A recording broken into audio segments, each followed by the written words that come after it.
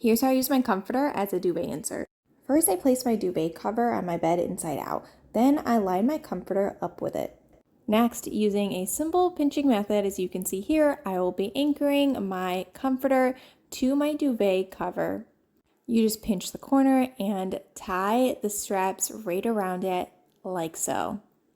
Now, to seamlessly put my duvet together in a snap, I am just going to roll up my duvet cover, which I have lined up with this comforter here, and anchored at all four corners.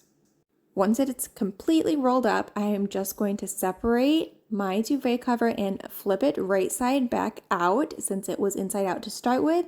And then all I have to do, guys, is roll out my duvet and ta-da, it is completely put together, anchored at all four corners, and that is how I use my extra large comforter from PeachSkinSheets as a duvet insert with their duvet sets. I love how this looks. What do you guys think?